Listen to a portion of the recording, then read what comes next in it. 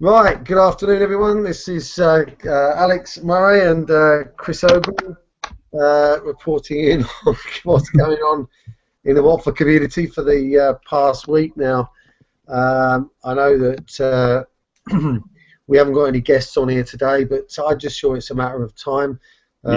We've basically been busying ourselves in the community today, and we're no shortage of people who are wanting to take part, have we? No, not at all. We're fighting them off. They're a bit scared of the technology, but I think we'll be able to coax them into it.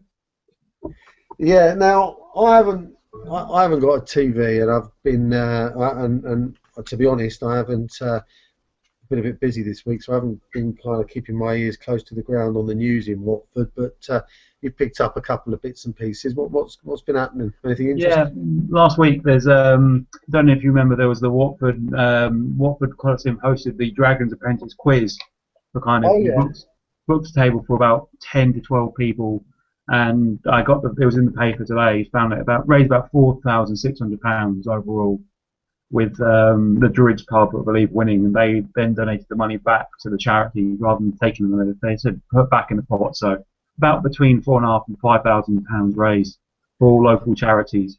How's that? Do we know how that's been divided up, or is that just? I'm not sure. I mean, I might send an email and say I was involved. I'd like to kind of know who the money was going to. I've completely forgotten, and I believe the Watford main cap are getting some of the money. So.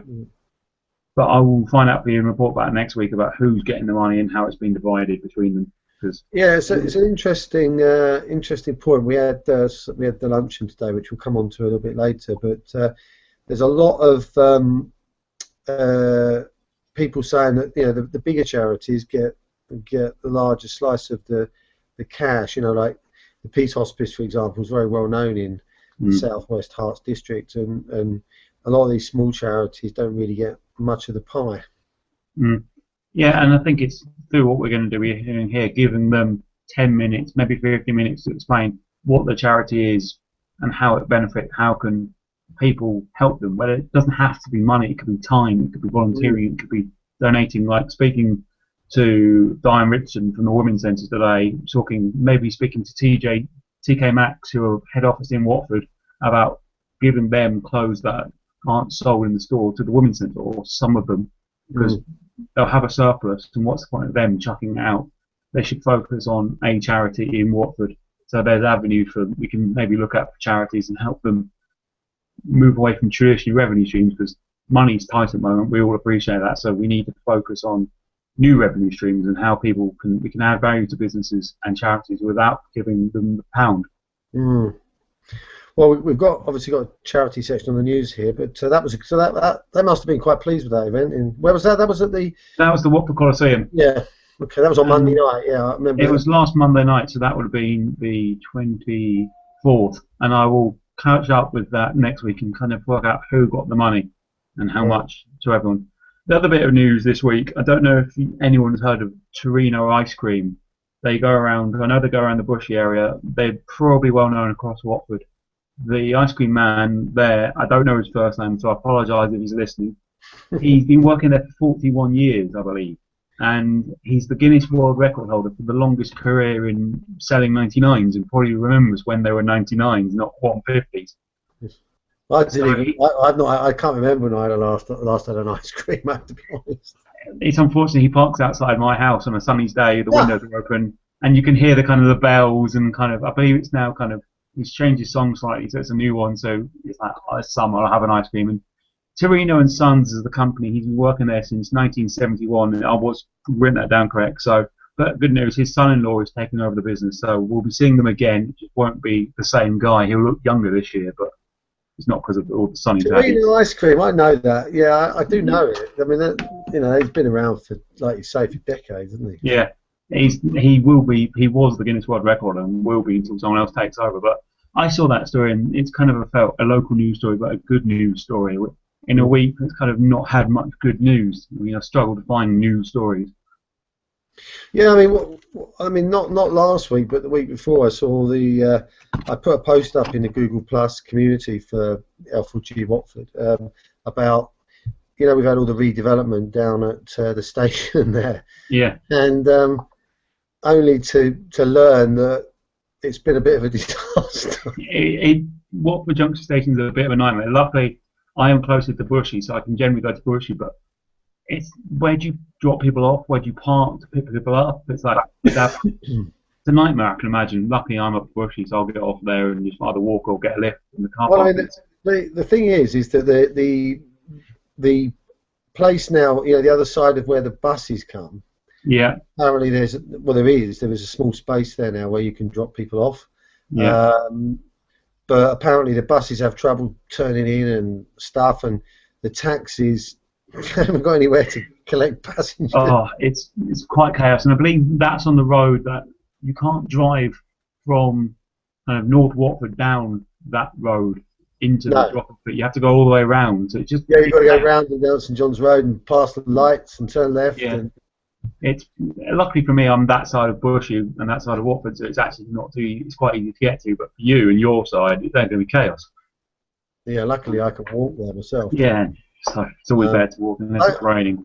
Well, it's quite interesting driving around today. You know, I mean, it was a month ago today because we had the luncheon where the floods prevented 7 or 8 people managing to get to the luncheon, and yet today 14, 15, 16 degrees, flowers in, you know, the trees in bud and flowers.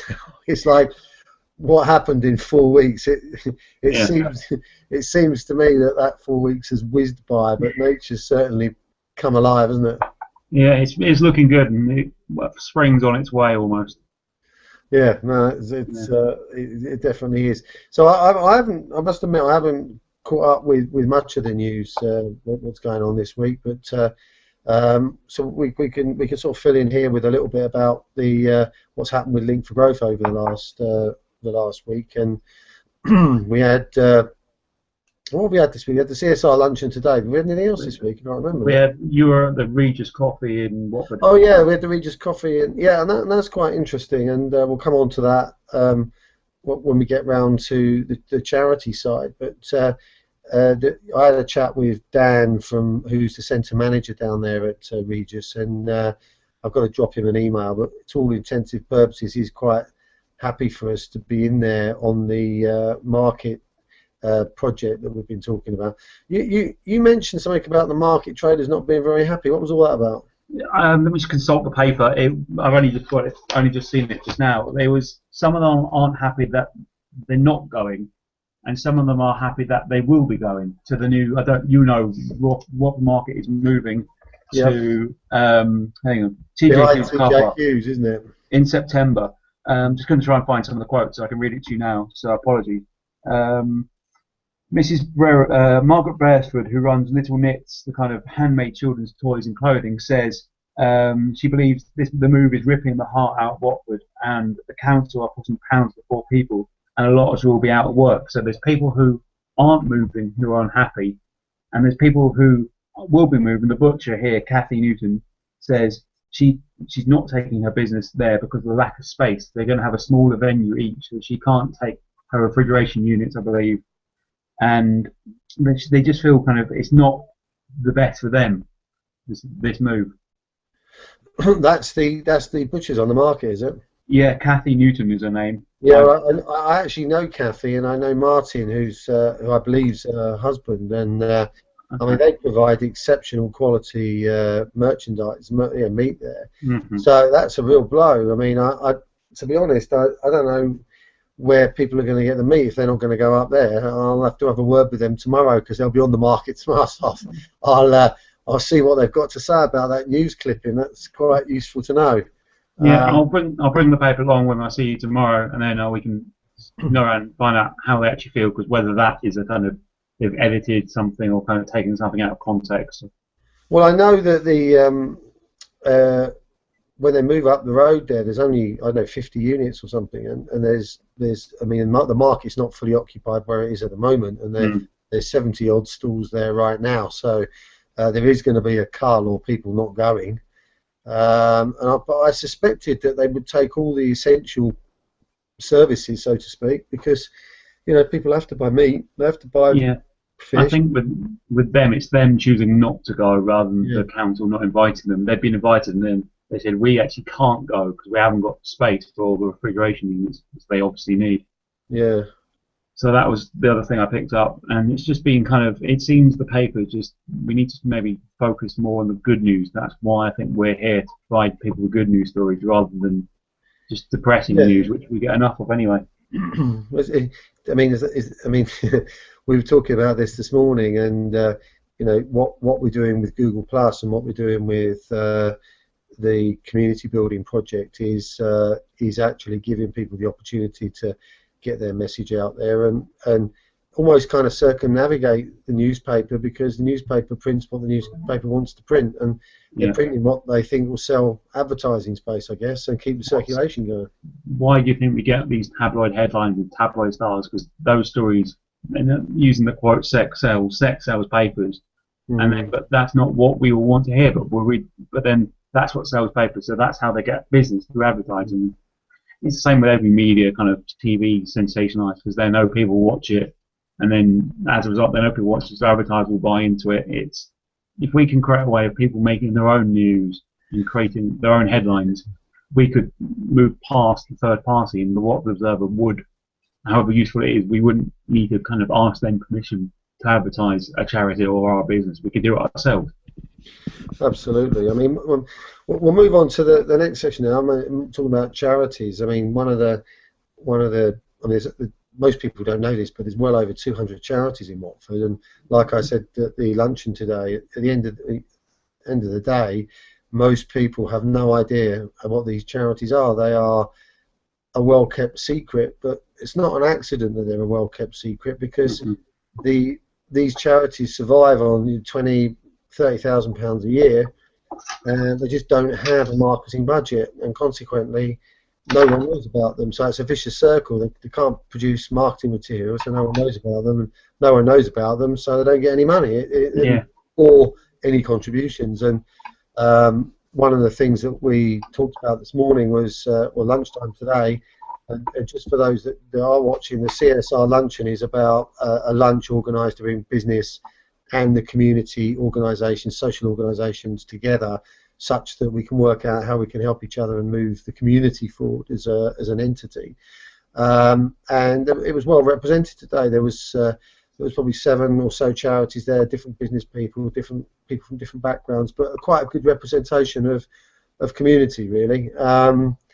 And we launched a thing to help 5 charities remove the cloak of invisibility, which is the sort of terminology that we're using for sort of getting them this publicity or a lot more visibility without having to spend a fortune.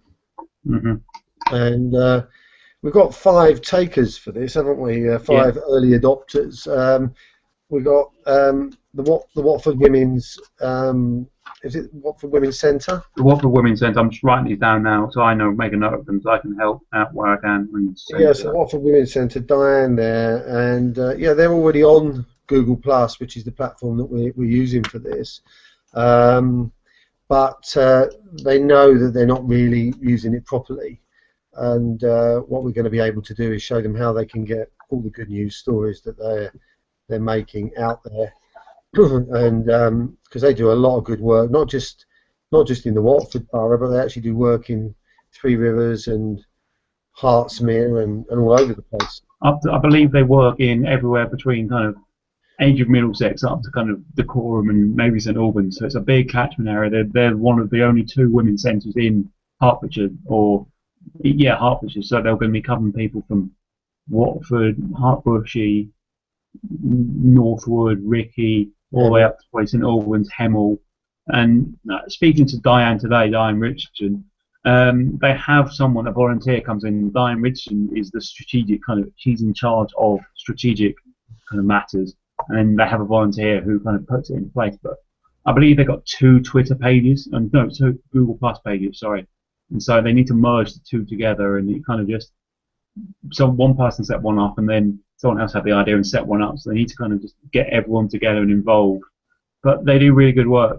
They work with me, not me personally, but me at Citizens Advice. They help women who don't want to go to an outside agency and get advice. They help you with the initial stages. So means you already have a relationship with them, so they can do it without the external pressures. Because the women there may have had some traumatic experiences or don't feel comfortable talking to new people, so they build up a relationship with them, and they do really good work, and they need support, and they need it because there's only, as we say, there's only one representative of the whole of South East Hertfordshire, South West Hertfordshire, so they need as much help as we can, I think. I mean, I'm talking to Diane myself. She said that basically if they do work outside of Watford, they don't actually get paid for the work they do anyway. So it's almost like, well, as a charity, they earn their money from the bits they do in Watford, but if they do any stuff outside of Watford, they don't earn any money for that anyway. So it's almost like they're being a charity as a charity. Crazy, really. But so they're one, and we're looking forward to working with them. And then we've got the Michael Green Foundation as well, which is a charity to sort of raise the awareness of disability of diabetes. And I believe that Michael Green passed away, and it was that was the problem, and it's about raising the awareness and getting people to take more responsibility really for their health, which is very in line with what Link for Growth is doing anyway. I did look at the website today, and I believe the name is a kind of a tribute to him, and I like to speak to more people and get the full picture. But type 2 diabetes is rising now. We have a health epidemic of diabetes, and it's spreading fast across the whole world. And I've seen in the papers China is suffering from it. In the last 10 years, 20 years, it's 10 times the amount of people have now got type 2 diabetes than they had 20 years ago because of diet and exercise. So it's growing. The more wealthy we get, the food we start to eat is different, and we start getting unhealthy of what we eat, and it goes in line with what the growth wants to do with self-awareness of food. And we don't want to stop people eating these foods, but it's about making them aware of what's in it, and then they can make their own decisions, because we're not here to tell people you can't have that chocolate biscuit or you can't have that fizzy drink, but it's making people aware of what's in the chocolate biscuit and what's in the fizzy drink. Yeah, and enabling people to make better choices. And I'm a firm believer in, if you surround people with other people that are making better health choices, then those people will also make better health choices and just start changing their habits a little bit. And it is a little step at a time. You can't change people from one thing to another in an instant. You've got to take them down that path very slowly and at their pace, the pace they want to. So that's two we've got there, and then the third one is what else have we had? We had Home Start. Home Start. Now I haven't actually looked at the Home Start website, and I suspect if I asked anybody else in Watford what Home Start was, they'd probably say, I don't know, their breakdown service. do they get your car started at home, or are they helping people get their first home up and running, or but it isn't any of that, believe it or not. I mean, I'm embarrassed to tell you I don't know what they actually do yet, and I didn't have a lot of time to spend with the lady that was representing them today. But they're pretty keen to raise the awareness, and I mean, I don't know whether it's a national organisation or whether it's a local organisation, but they're definitely keen to get on board with Google Plus and start raising their profile locally. So that's a good one. And then we've got another lady, Sue Adlington, she's actually, I believe she's a life coach, isn't she? Yeah, she's a personal development life coach. But I was talking to her on Wednesday at the Regis, and fascinating lady. She did, when the whole thing went belly up really over in the Philippines with the winds, gales and tsunamis and all that, whatever it was that happened over there, then she basically went round Watford and managed to get 200 kilograms of donated produce, nappies, clothing and stuff like that, and she took herself out to the Philippines with this 200 kilograms of donations, all paid for herself, and proceeded to go off to these islands and start to help distribute it, with a contact that she'd made, because what happened was she'd heard some some reporting going on, and there was a chap that was reporting news in the Philippines about what was happening, and she got the name and she just Googled him and found his Facebook page, tracked him down, said what she was going to be doing, and then just went out and did it. I mean, that I like that. That's taking action, isn't it? That's like, I'm going to do something here, and so she's thinking of turning that into a charity, and she'd like to work with us to help raise the visibility of what she's doing out there, because she's doing some fascinating work. And I was talking to her about Pinterest and how she ought to be using that, and how she ought to be using a blog platform to be able to talk about her experiences and what she's been up to, because there are going to be people out there that wanted to donate to stuff like that, I'm sure. Would it be just based in the Philippines? I mean, I never actually got to speak to her about this. Is it just for the Philippines, or is she going to look at more global so when an event happens, she can react and have the charity in place to kind of spread it? I think her father lives in the Philippines, to be honest. I think that's the connection. So I'm not sure about that, but definitely, but she's definitely, her heart's in the right place, and she's doing some really good work. And but she's a single individual making choices, and I think the message about what she's been doing needs to get out there, so we can help her. And then the fifth one is Watford MenCat, and they're what the lady that was representing Watford MenCat today said, that they're quite back in the old school times in terms of what their technology usage is, but as she said, they've got nothing to lose, have they? No.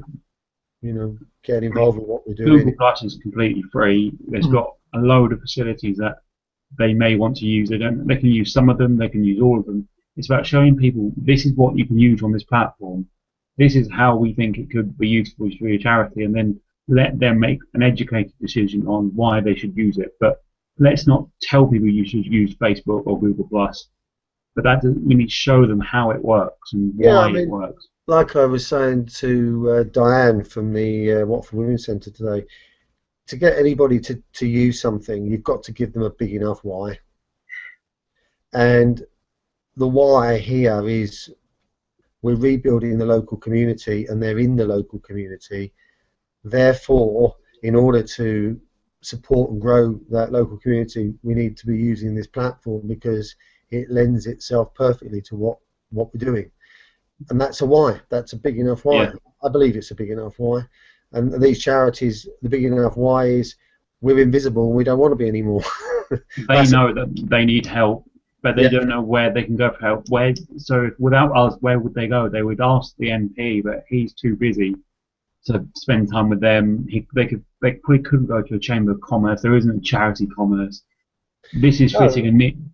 This is fitting a niche where charities can ask for help, and we will provide for free, absolutely, help and support for people, and introductions to people who, if we can't help them, they're someone like Sarah Chalk from BITC, Business in the Community, could help facilitate their growth and their development, and we're just there to help facilitate this movement. Yeah, and I mean, interestingly, we've just sort of moved into the business section. Just good timing there, Alex. I like it. You'll make a presenter one day.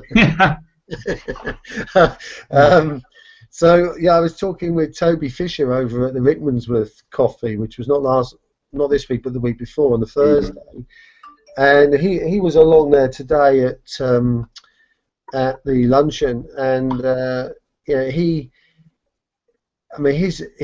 an absolute example, of a business person who wants to make a contribution to what's going on in the community, and it's absolutely fascinating, because he said, I think he said there's 2 occasions where he's contacted charitable organisations and said, look, I'd like to help, because he's been involved with some of the homeless people in London and stuff like that, and they've not actually returned his email. No, I mean, I don't know what the problem is here, but actually there are loads of people like Toby. He's from Toby Fisher from the Currency Today. It's his business over in Ricky. He was basically saying that I want to contribute, but it's actually hard work. Yeah. And I think Link for Growth is not only a platform, as we've already discussed, for giving visibility to charities, but it's also it's a conduit and a channel for businesses to be able to find things that they might like to support and help.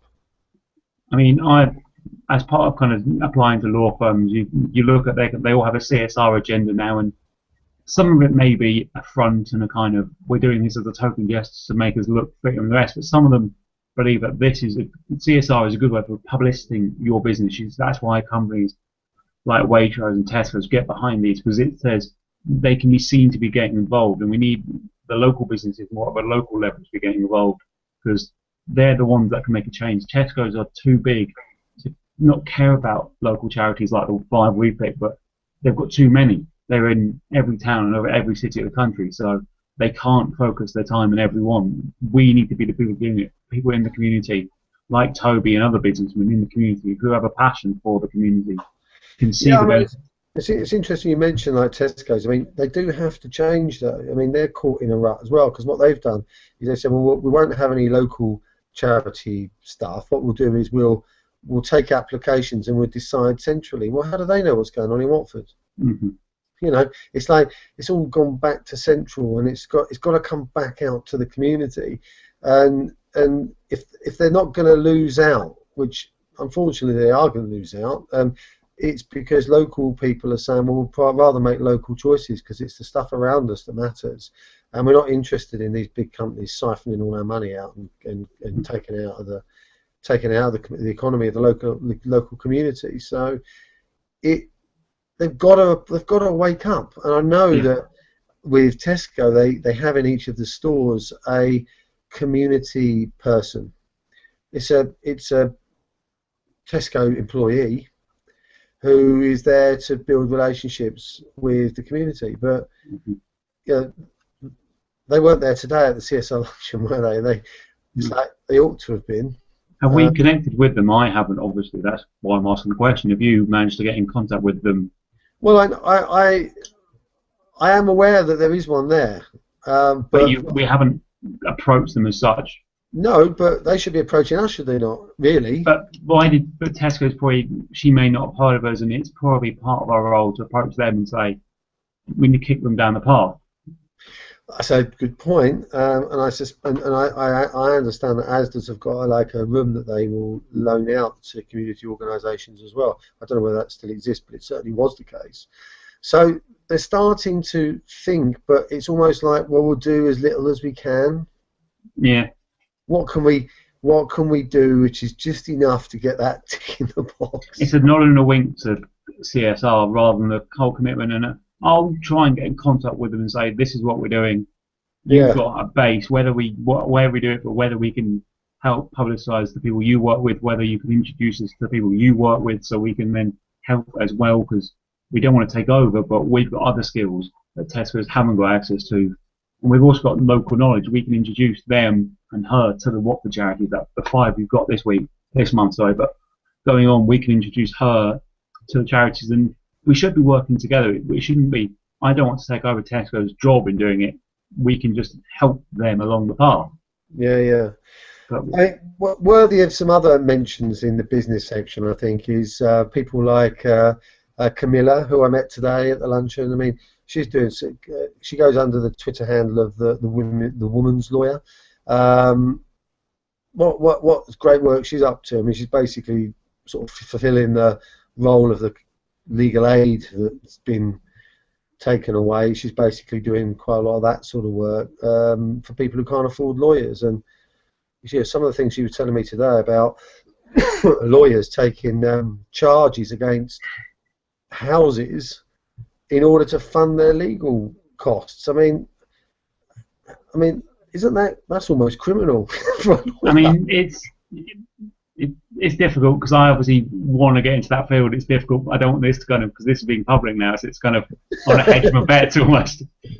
I don't want this to come out in 20 years' time when I'm sitting in a nice law firm and they hear me slagging them off. But there is a culture in solicitors when money comes first and the client may come second. And I've had experience at Citizens Vital when people can say, we're coming here because we can't afford a solicitor. And surely the solicitors want to help people.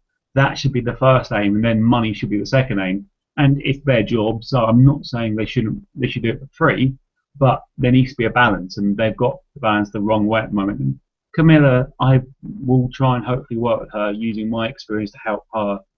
She's at a stage and she can't do some of the research stuff herself because she's got too much. She hasn't got enough time. Like we all haven't got enough time. So Yeah. I've got the time. This is what L4G youth, and we'll get to that. And the idea is a young person who's got time goes to a business person who may not have the time and fulfills certain roles for them, whether it's researching, whether it's social media, whether it's just canvassing, whatever it is, whether it's logo design. The idea is we get that, and I'm going to do that, and she will work for nothing if you ask her to. She will work for £2.50, but she'll tell you what she's going to do beforehand. So you have a fixed rate fee, you give her the money, and she does you X, Y, and Z, and you've agreed on that. So you haven't got the solicitor coming back to you and saying, oh, I didn't agree on this. Oh, and that takes you over the hour. Oh, the over the hour, that's another hour meeting we've got to have, or we've got to finish. We actually haven't finished this meeting, but I've run out of time, so I'll have to reschedule, and there's another £250 an hour. So it's the idea of fills the gap where people are falling out of, who can't afford legal aid or can't get legal aid but have no money to start with, so they can't afford a solicitor. I mean, I was talking to a lady. It's not in Watford, but she's out in the West Country, and she started to offer her services on the basis of you pay me what you think what my services are worth. And I actually think that there's a lot of merit in people moving that way, because you know it's then it's much fairer. It's like, well, we're doing this service, and it's like you know, like the parable, you know, where the guy gives loads of money to Jesus, and not that I'm religious, by the way, but gives loads of money to Jesus, and then the other guy gives an apple, and the guy says if Jesus was giving him just as much thanks for the apple as the guy did for like however many denarii or whatever it was he gave him. And it was like, well, why? How come that what I gave you? And he said, well, that's all he had, an apple. Yeah, so if the only thing you've got is the apple or the £1 or whatever it is, that says much more than me giving you £250, because I might have another 500 million in the bank, but if I'm giving the only apple I've got, that's all I've got. Yeah. I mean, the value of the inanimate object is more than the money.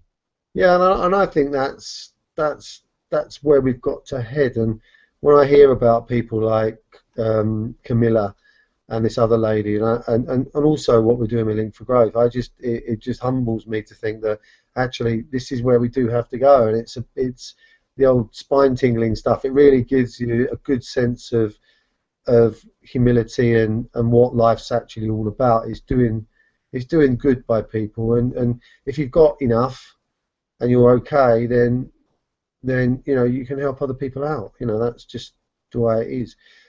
So and some other people in the Watford area, business people that I'd like to just sort of like OB Coffee Company, Ocean Bell's got that. That has got to be the best cup of coffee in Watford, hasn't it? It's regarded on TripAdvisor. If you go onto TripAdvisor, rated the second best restaurant in Watford, and they've been open for 6 months. Really? Regardless of every other restaurant in Watford that's been there years, whether it's Nando's, whether it's Carluccio's, whether it's a chain restaurant like Wagamama's, or an independent restaurant, family restaurant that's been there 20 years. They've been there 6 months, and they're closed this week, I believe. No, Monday to Thursday they're going to be closed because they're redeveloping and knocking through a wall, I believe, to double the size of the coffee shop. I mean, that's a potential venue for Link for Growth of the coffee, but I suspect they'd just be too busy for us there. Yeah, we won't be able to. We may get like a corner, but we won't be able to get much more because they're packed. It is. I mean, I've been in there a couple of times this week and had breakfast there, and it's also value for money. You're getting high value food. I mean, going to a coffee shop chain, we're not going to mention the name, and order a cappuccino and a bacon sandwich or a sausage sandwich, and you'd be lucky to pay under £5. I went in there and had a small coffee and a sausage roll, and it was £4. And the quality is much better. You know that all the coffee is better, and you know the company themselves, you can rely on them because they're not a major chain, and they care. All the money goes back to, I believe it's a husband or wife, and we should look to get them on the business section in the next couple of weeks, and they can correct me if we're wrong. But they're the people that we should be giving the money for a coffee. And I'm not saying stop going to the chains, but think about using them first and try them. And if you don't like them, okay, that's fine. You try them, but don't go to a chain without even thinking about them. I mean, it has to be said they're not the only individual coffee place in Watford. There's LP Coffee, which I believe is the other end of town, which is independent, and they've got a pretty unique thing going on there. And there's also in the Castleberry estate, there's that Rhubarb Cafe. Rhubarb Cafe, I've been there, and it's again similar principles, kind of small venue, small tables, and I believe you may sit with other people with the idea of talking together, so you don't just sit at your own table and not talk to anyone. The idea is go at the table, say hello to someone, and try and break the barrier. But we'll look to I'll have to go and visit the LP Cafe, so the other side of Watford for me, and kind of have a coffee there and have a chat with them. Well, I mean, what I would like to do, actually, in the fullness of time, is get another person on here helping you with the show, and I like to do a bit of roving about and maybe come in with some footage from out in the street, you know, like at the market or something. Yeah. I think that'd be a bit of a hoot as well. Yeah, it could be something different. Could we even do it as a kind of pre-recorded segment? I don't know if we could do kind of pre-recorded segments, put them in and stuff. I don't know. I mean, you must be able to share these things in a hangout. Yeah. There's no reason. No, the idea of going and take an iPad or a Chromebook into a coffee shop, have a quick chat with the owner, whoever's there, quick kind of panoramic view round so you can see the place. Yeah. It's an idea, and it's your TV show, people, anyone listening. You can tell us ideas. You can come on. You can say, Alex, you're talking rubbish. Why are you even on this? Because it's your show. We're the two that have started it. It's nothing. It's not our show. It's not anyone's show. It's the Watford show, and we're here for Watford. And if there's something happening in Watford that you want to talk about, tell us. Whether it's a new shop opening, whether it's a protest you want to talk about, whether it's whatever it is, tell us what you want to talk about, and we'll give you a platform to talk about it. Yeah, I mean the other.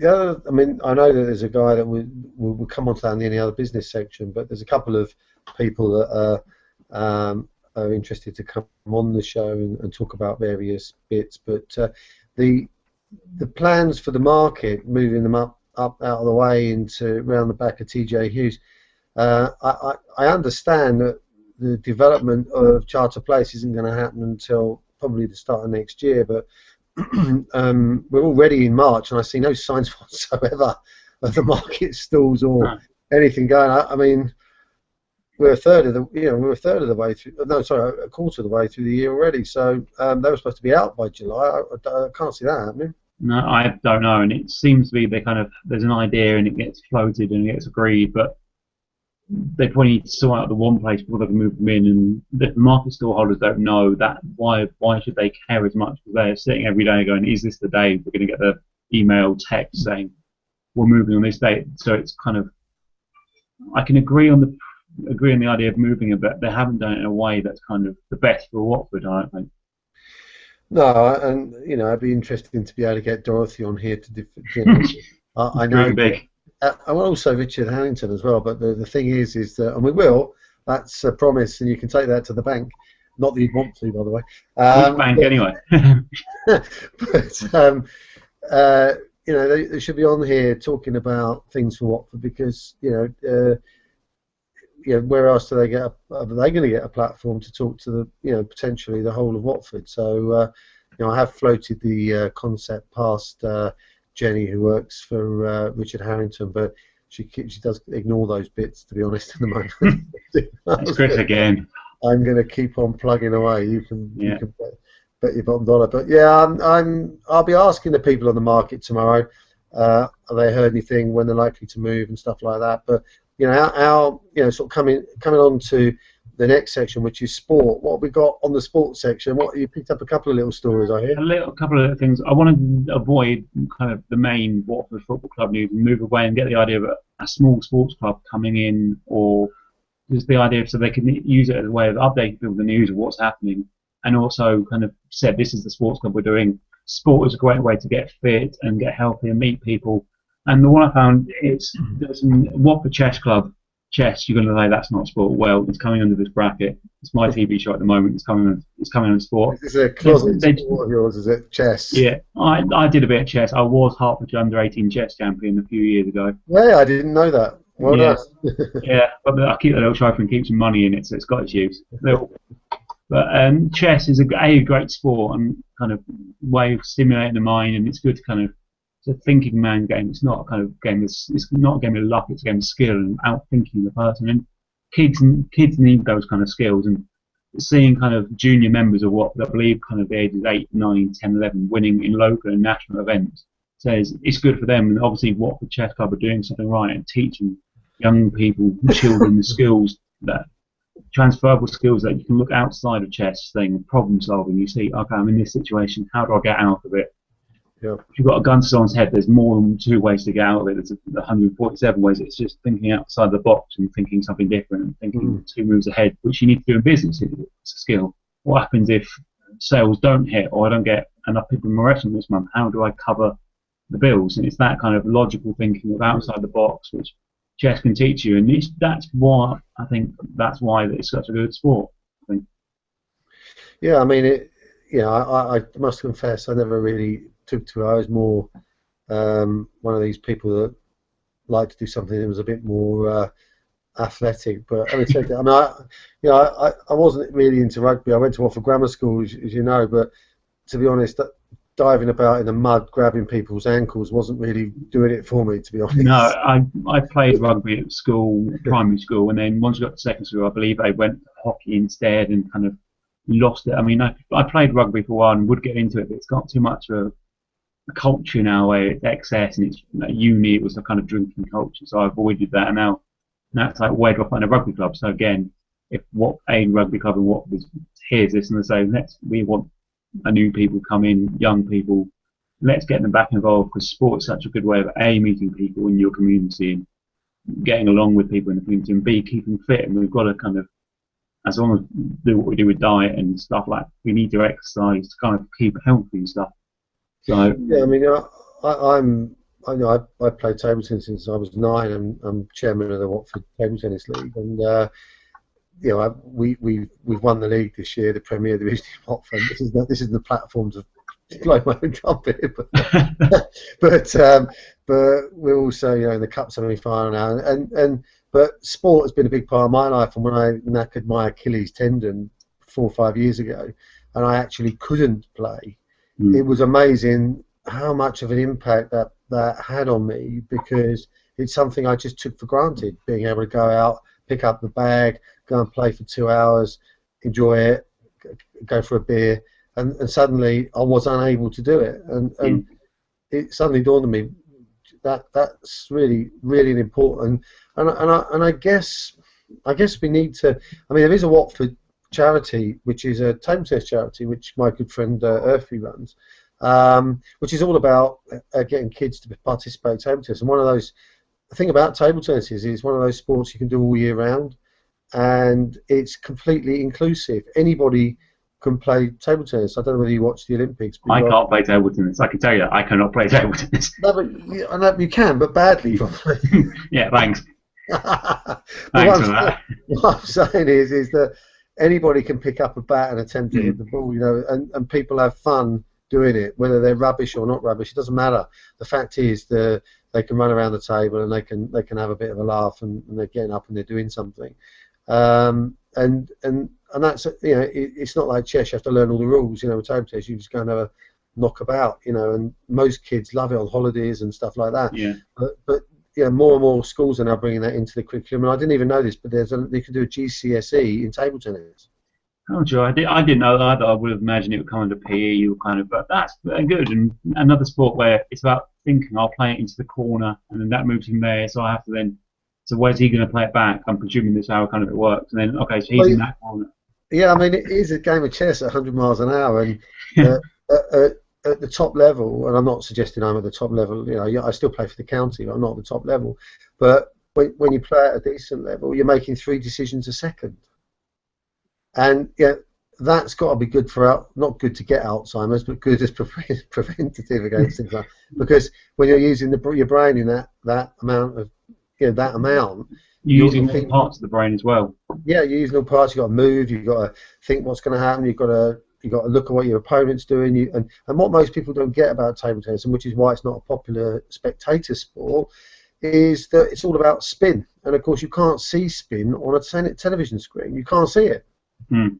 And yet, that is what table tennis is about. Everyone can play the shots, but it's about spin. And the balls at the top level can rotate 100 times a second. Okay, well, that's a lot, I'm guessing. So it's a phenomenal, it's a phenomenal game. But most people, it's lost on them because they have no idea what's going on. You either see it in kind of a kids club or on holiday where it's a bit amateurish, or on TV when it's too fast and you're saying you can't see the most important bit of it. Yeah, scoring a goal in football. If you didn't see scoring a goal, you probably wouldn't watch football. So if you don't see the most important part in table tennis, the spin, the movement of the ball, what's the point of watching it?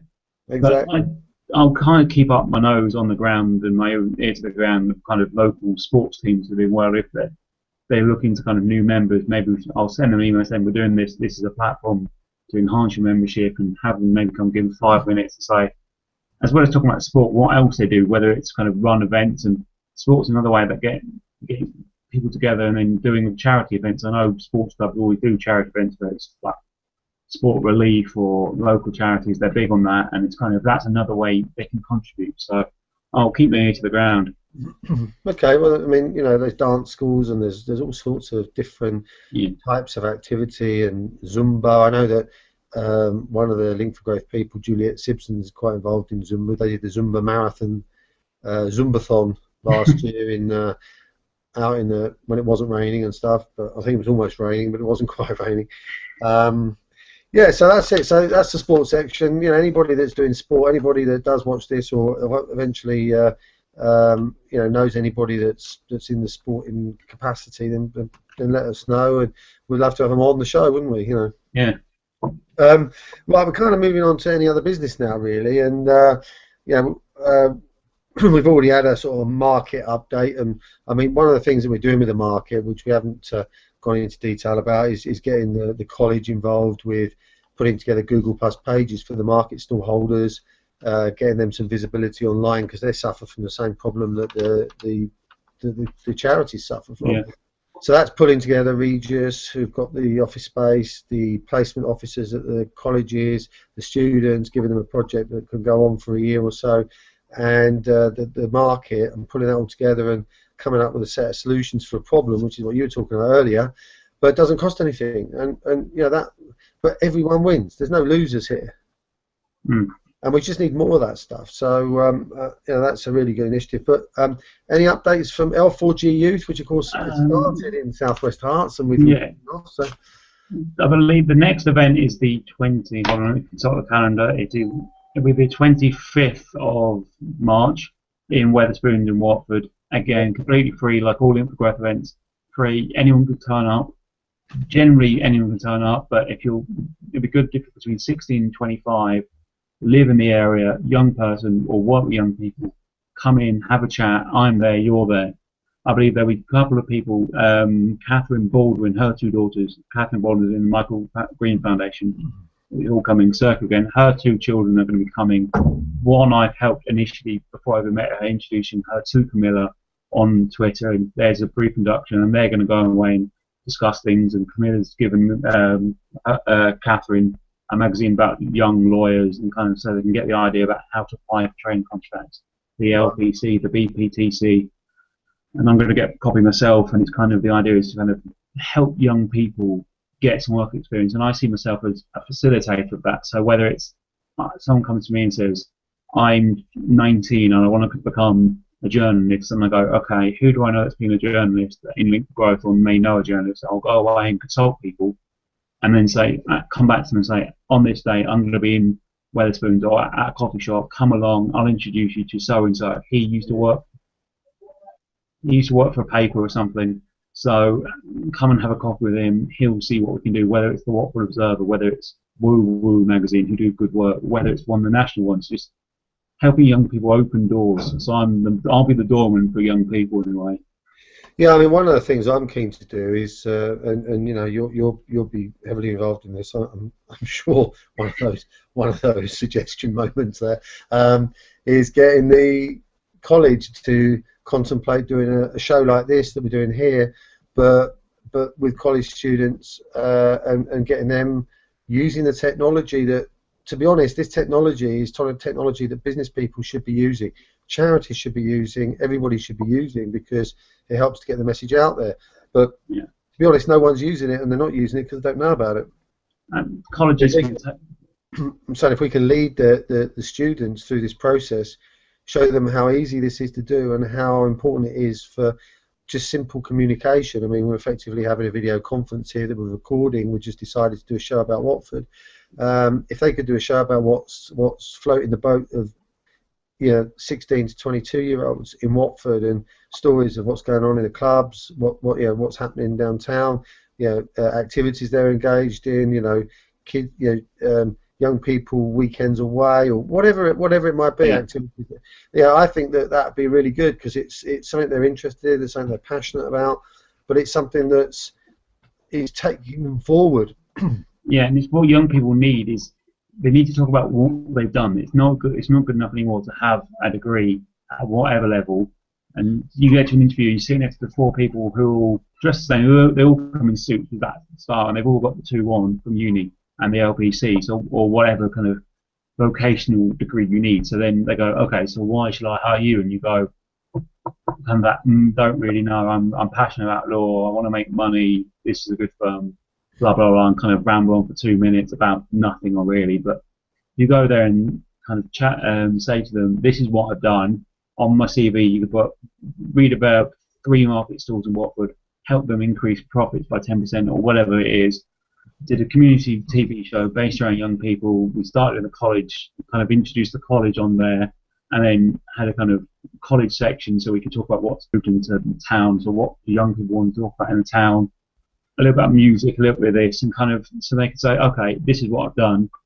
Then the employer go, actually, he's taken some time out and kind of done something with his life, and showing kind of employers they've got skills, that employability skills is the buzzword for that, and young people haven't got it at the moment. And it's one of Catherine Baldwin's daughters approached me and said, actually, you're doing a really good thing, because this is a way for me getting those work experience skills, and look forward to meeting them, because they'll be the first young people outside of me to be involved with L4G Youth. I mean, I've had lots of people saying I want to get involved, but they've not been people in my age bracket, and that age bracket's been kind of people from your generation saying I want to get involved, how can I help?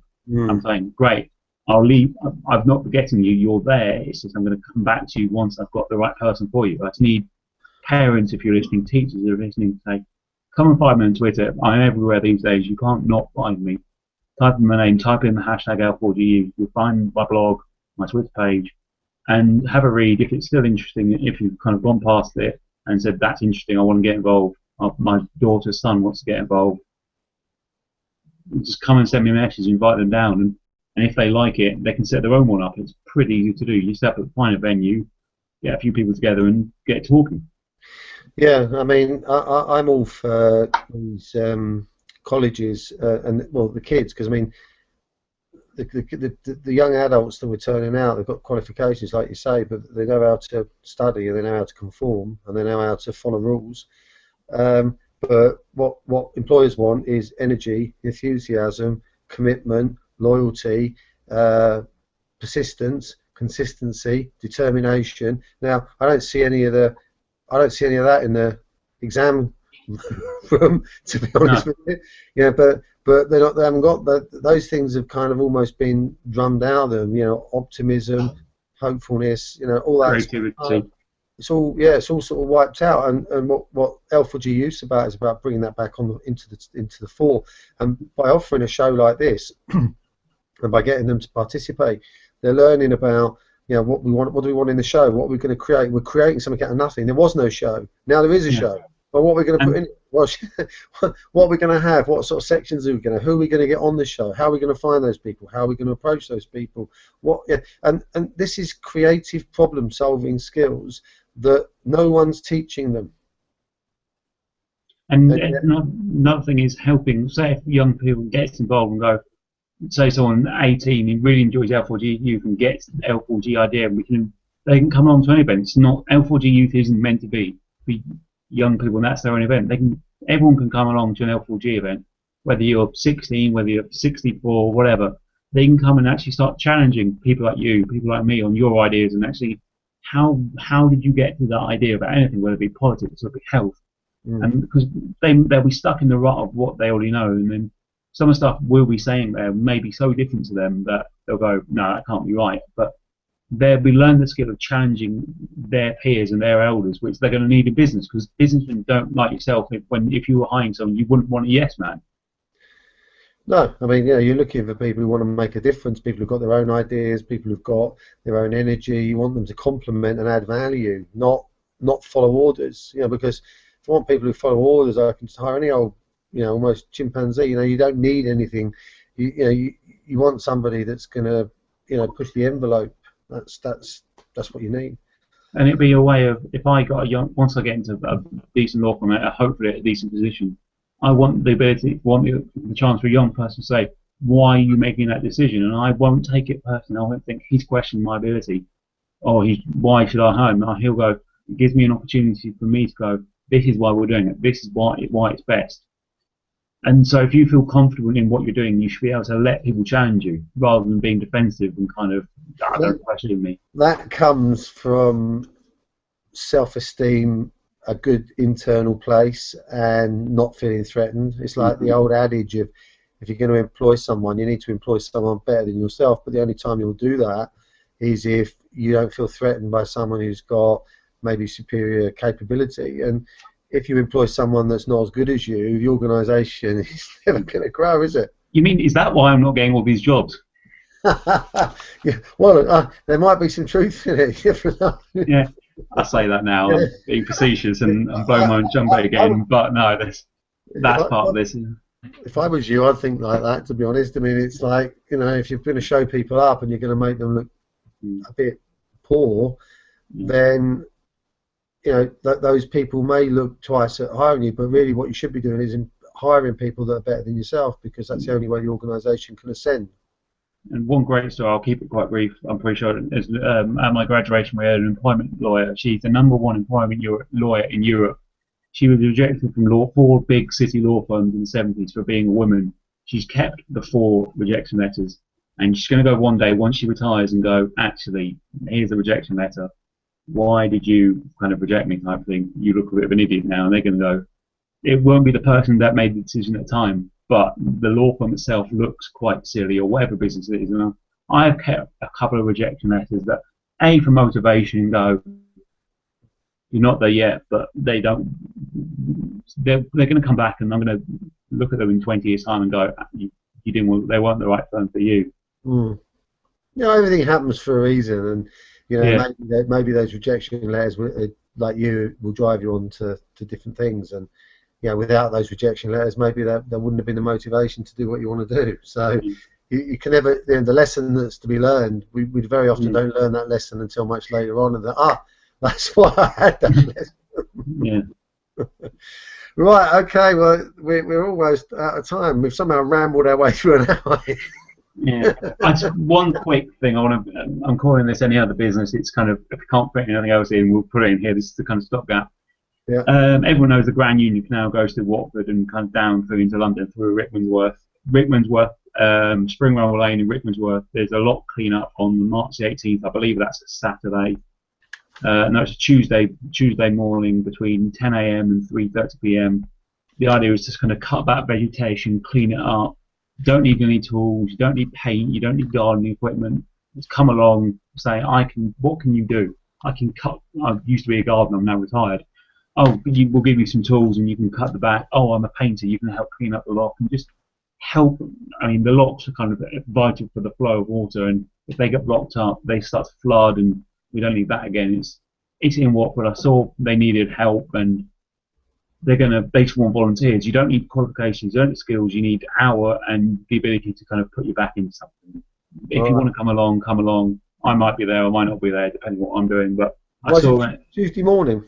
Tuesday morning between 10 AM and 3:30 PM. Right. Okay. I mean, you know, we'll come on to another story about boats in another week, but you know, those locks are good leisure facilities for a lot of people, and some people live on boats too. So there's an opportunity there for people to get their back in, and I always find them a kind of events. It's very team building, and you get a bit of camaraderie going, and it's always good for community building. So more of those ideas, please. I think it'll be as and when we find them, I'll keep people up to date on kind of, do people need volunteers? If I see a voluntary job needs doing, and then Casbury House are kind of hoping to get more involved with L4G South West Herts, and they're taking it to committee next time they see them. Then whatever that means, whether they kind of just that was a polite way of saying actually no, but if they take it, and it's their choice and it's their decision. But I've given them the ability to come and present, whether they come onto this, come to a lunch and say, I'm here representing Casbury House. I don't believe anyone's heard of. I spoke to a few people today, and no one has heard of Casbury House, even though it's a Grade 2 listed building in Watford. Yeah, I mean, so it's just, I might recognise it if I drove past it, but yeah, I don't recognise. I haven't been, but I just saw it in the paper, and I thought that they need our help. They don't know it yet. They just need our help. We'll provide them the opportunity to spread the word to raise the money. Okay, thanks for that, Alex, and for the bit of investigative work you've done this week. That's been good stuff, and hopefully we'll have a few guests on next week, and it's not just boring old you and me. No. So anyway, that's it. I'll see you during the week or whenever, or Will do. And we'll reconvene here at 4 next Friday. Yep. All right. All right. Take care. Bye. Cheers. Bye.